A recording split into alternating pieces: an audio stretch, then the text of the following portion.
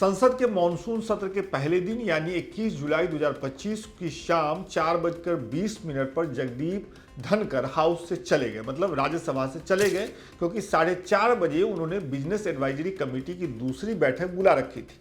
BSc की इस meeting में मोदी सरकार के 2 मंत्री जेपी नड्डा और किरेन रिजिजू को भी पहुंचना था, लेकिन ये दोनों मंत्री उस मीटिंग में नहीं पहुंचे। इसी दौरान मोदी सरकार के टॉप 3 मंत्री एक बंद कमरे में मीटिंग करने के लिए जमा होते हैं। इस मीटिंग के खत्म होते ही तत्कालीन उपराष्ट्रपति जगदीप धनकर के फोन की घंटी बजी। इस फोन कॉल को अटेंड करने के बाद उन्होंने तबीयत खराब होने की बात कहकर के अपना इस्तीफा लिखा और तुरंत ही राष्ट्रपति से मिलने का समय मांगा। करीब शाम 7:30 वो राष्ट्रपति भवन पहुंचे और उन्होंने अपना इस्तीफा राष्ट्रपति को सौंप दिया। आखिर किसके फोन कॉल से हड़बड़ा गए जगदीप धनकर? फोन करने वाले ने उनसे ऐसा क्या कह दिया कि कुछ मिनटों में वो अपना रेजिग्नेशन लेकर प्रेसिडेंट हाउस चल दिए? जगदीप धनकर, जिन्हें प्रधानमंत्री नरेंद्र मोदी ने कभी किसान पुत्र बताया था, उनसे संबंध कैसे बिगड़े? इस इस्तीफे के बाद बीजेपी कैसे दूध का जला छाछ भी फूंक फूंक कर पीता है वाली स्थिति में पहुंच गई है, ये सब समझेंगे। तो चलिए वीडियो शुरू करते हैं।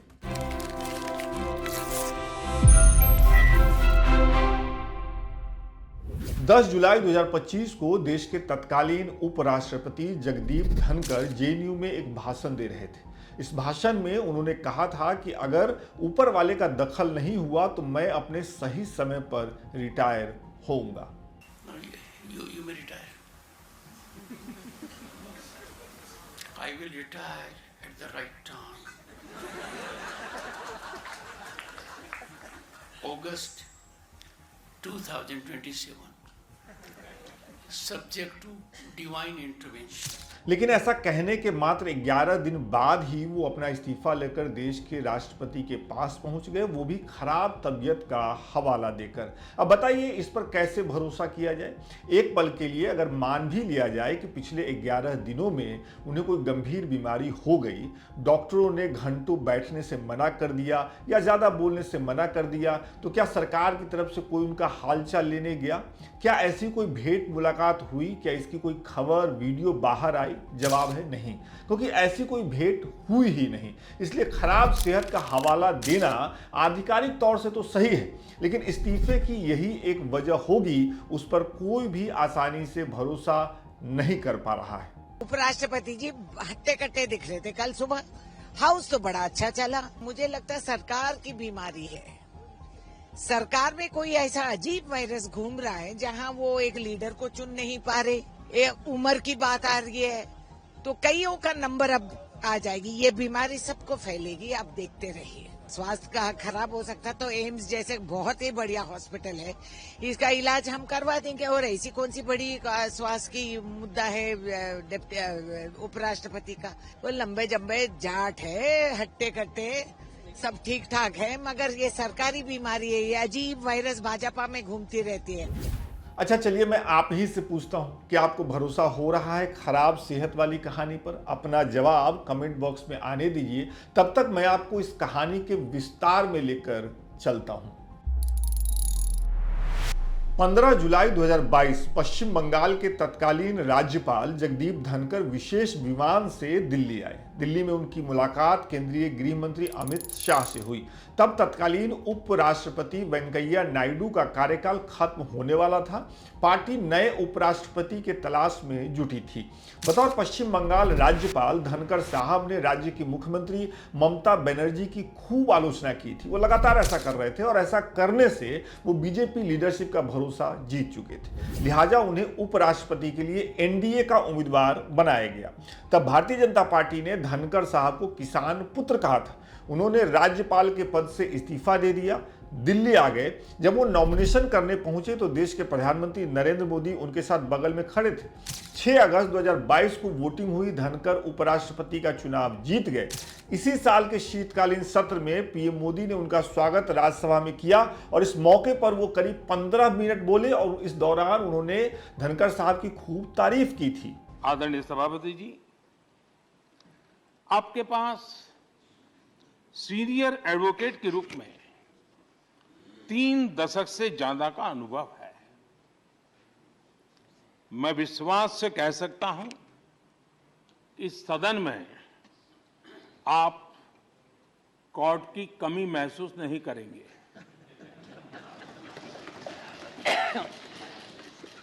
क्योंकि राज्यसभा में बहुत बड़ी मात्रा में वो लोग ज्यादा हैं जो आपको सुप्रीम कोर्ट में मिला करते थे, और इसलिए वो मूड और मिजाज भी आपको यहां पर जरूर अदालत की याद दिलाता रहेगा।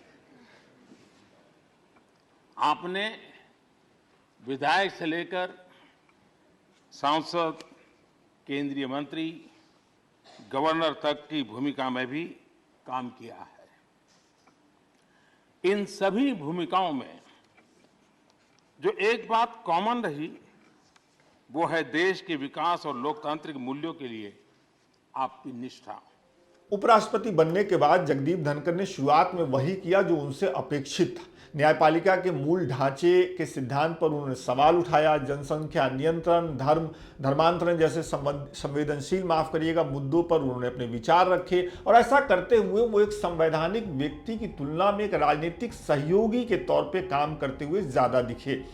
तो फिर बात कहां बिगड़ने लगी, कब से बिगड़ने लगी? सूत्र बताते हैं कि पिछले 1 साल से जगदीप धनखड़ और केंद्र की मोदी सरकार के बीच दूरियां बढ़ने लगी।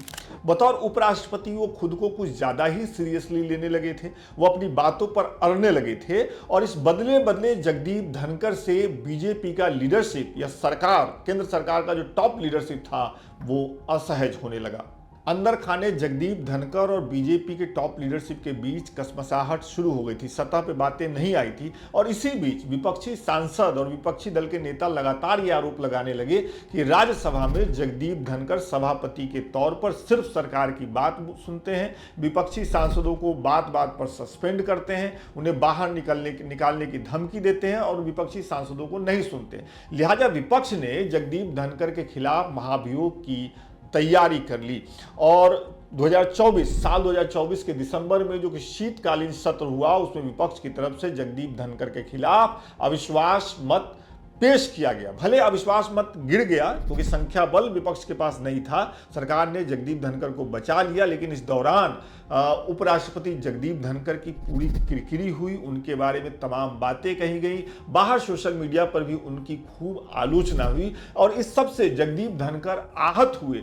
और इस अविश्वास मत के बाद जानकार ऐसा बता रहे हैं कि जगदीप धनखड़ का नजरिया विपक्ष की तरफ बदल गया।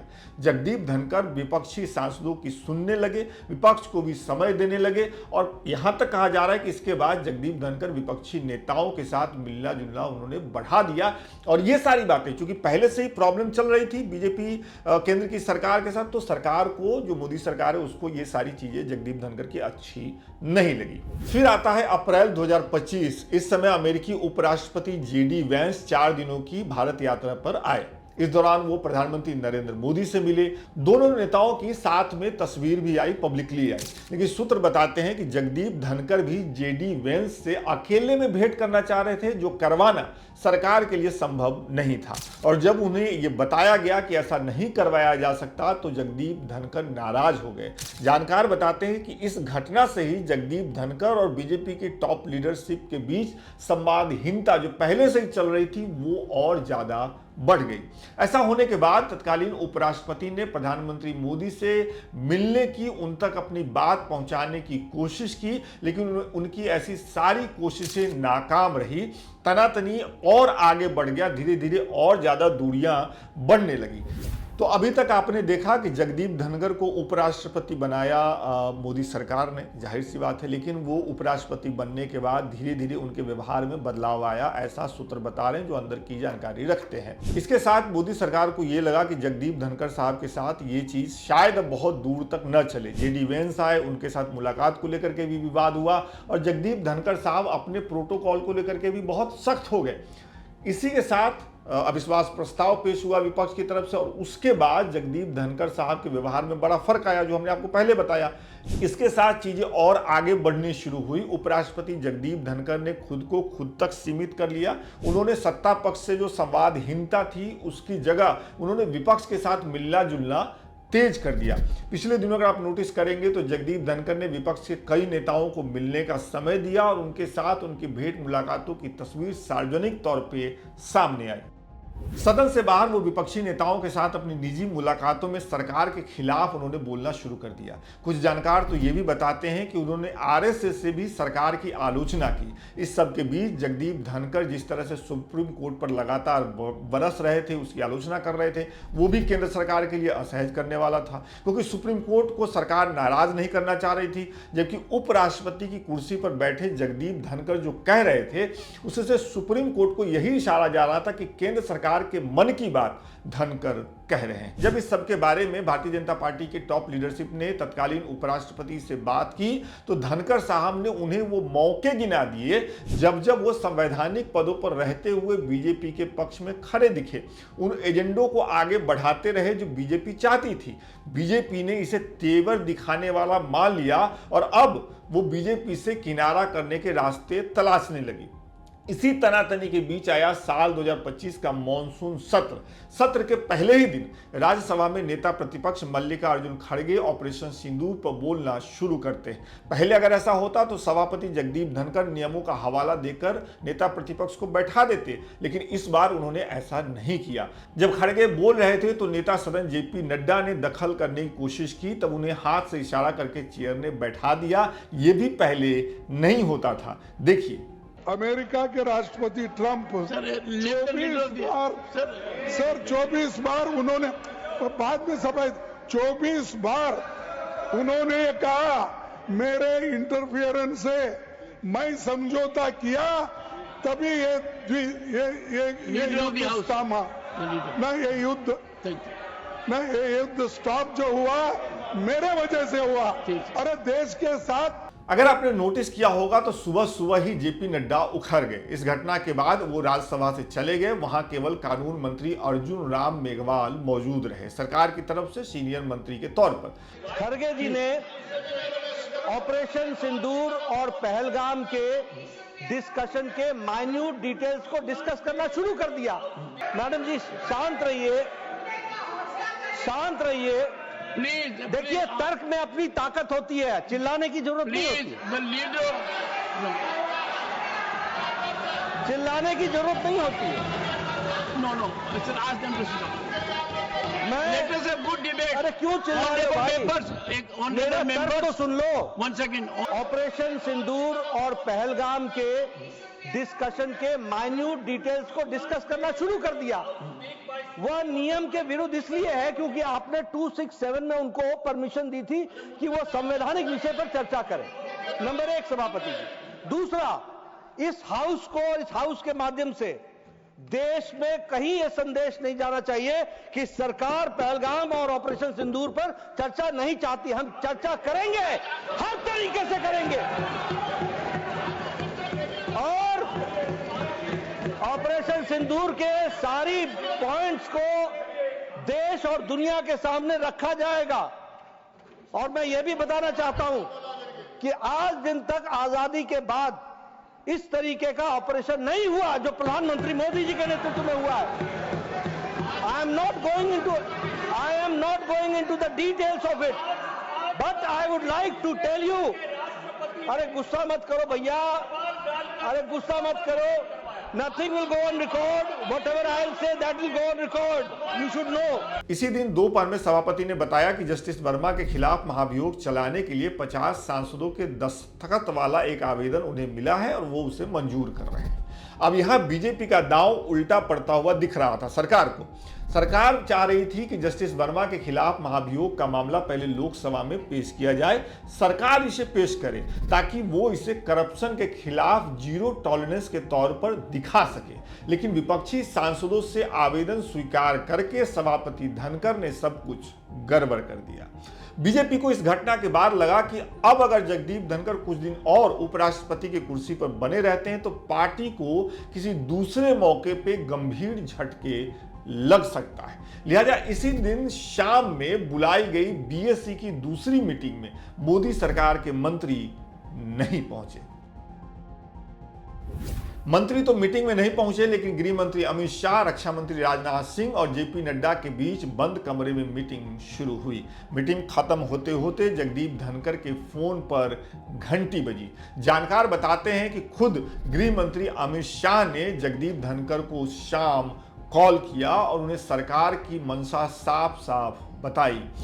अमित शाह ने फोन पर धनखड़ साहब को यहां तक कह दिया कि अगर वो पद नहीं छोड़ते हैं तो इस बार सरकार उनके खिलाफ अविश्वास का प्रस्ताव लाएगी और तब उन्हें पद छोड़ना ही होगा। किरकिरी होगी सो अलग, क्योंकि नंबर तो सरकार के पास है। अब इसके बाद जगदीप धनखड़ साहब के पास इस्तीफा देने के अलावा कोई दूसरा रास्ता नहीं बचता था, सो उन्होंने मजबूरी में ये रास्ता चुन लिया। तो भाई साहब, पूरी और मुकम्मल कहानी यही है इस्तीफे की। अब आखिरी सवाल पर आते हैं। अगले उपराष्ट्रपति के लिए कई नाम चर्चा में चल रहे हैं, मीडिया में इसकी चर्चा हो रही है। इन नामों में प्रमुख हैं जेडीयू सांसद रामनाथ ठाकुर, कांग्रेस सांसद शशि थरूर, ऐसे नाम लिए जा रहे हैं। एक बात नोट कर लीजिए, अब बीजेपी किसी भी ऐसे व्यक्ति को उपराष्ट्रपति नहीं बनाने वाली है जो पार्टी का पुराना कैडर न हो, जो आरएसएस की विचारधारा वाला न हो। सरकार को उपराष्ट्रपति चुनने की जल्दी नहीं है, वो आराम से ये चुनाव कर सकते हैं। अच्छे से खोजबीन होगी तभी किसी का नाम फाइनल किया जाएगा। इसलिए हबर दबर में किसी का नाम फाइनल नहीं करेगी सरकार। सरकार इसलिए ऐसा नहीं करेगी क्योंकि जगदीप धनखड़ को उपराष्ट्रपति बना करके सरकार को जो शर्मिंदगी हुई है उसे मोदी सरकार दोबारा नहीं उठाना चाहेगी। तो इस पूरी रिपोर्ट के बारे में आपका क्या कहना है? कि आपके दिमाग में तस्वीर साफ हुई? कमेंट करके जरूर बताइएगा और अच्छा होगा अगर आप इस वीडियो को आगे शेयर करते जाएं। बहुत बहुत शुक्रिया।